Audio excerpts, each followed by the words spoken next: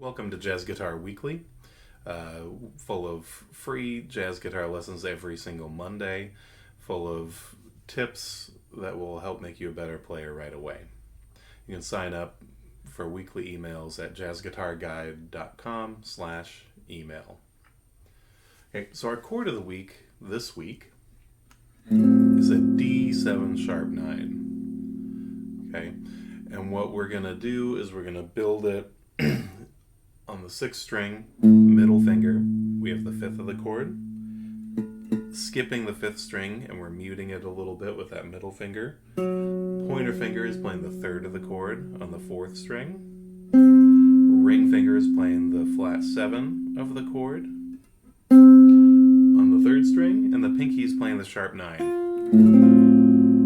on the 2nd string. That gives us our D7 sharp 9. Now, where I'm finding the root for this is right here on the 2nd string. Right, so I'm kind of picturing my root right there as if I'm playing this dominant 7th chord, and I'm just not playing it. Now, another place you can find the root for this is on the 5th string right here. This is another way to play that chord. I like to have the 5th in there so we have a little bit richer sound. Okay, so to move this around the neck, I'm picturing the root right here. So there's a D7 sharp 9, there's an F7 sharp 9, G7 sharp 9, B flat 7 sharp 9. As long as I know what note is on the 2nd string where I'm kind of picturing it, I can play whatever 7 sharp 9 chord I need.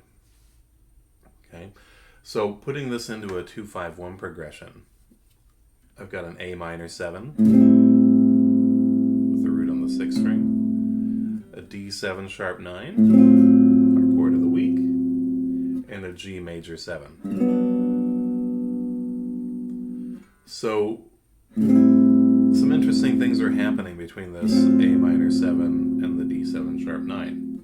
So this note is moving down while this note moves up. So we have this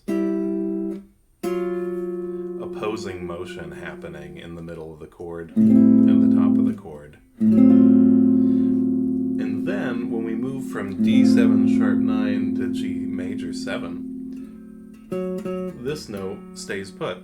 Everything else drops. This note drops by 2 frets or a whole step. This note drops by 1 fret or a half step, and this note drops by 3 frets or a minor 3rd. Right, so we're adding some nice tension with that sharp 9, and it feels very stable in the resolution. There's a nice 2-5-1 grip that you can plug in anywhere. Okay. So as far as soloing over this, I've got a cell to play.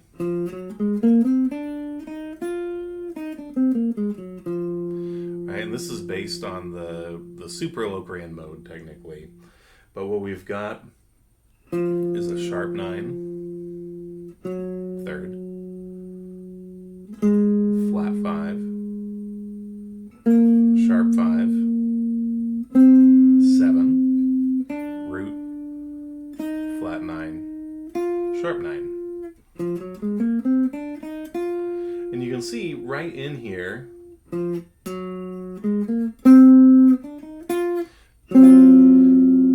out of 4 pieces of that chord are directly in that cell. It's a nice sound to start to create some altered lines. You've got your 3 essential chord tones, the root, 7, and 3, and then everything else is an alteration. The flat 9, the sharp 9, the flat 5 could also be called sharp 11, the sharp 5 could also be called flat 13. It gives you all of the colors. It's nice to play with, right? And putting this all together in a 2-5-1 line, I have a little lick here coming down the A minor 7. This is at either, depending on how you think about it, starting the D7 altered cell or a chromatic approach to the third of D7. It's kind of your choice how you want to think about it, and just running up the cell back down one note, resolving to the fifth of G major 7.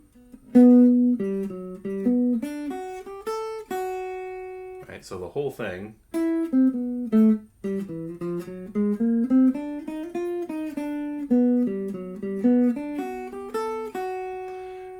Okay, it's a nice 2/5 to work through using this kind of altered cell in your sound. All right, have fun with that, and we'll catch you next week.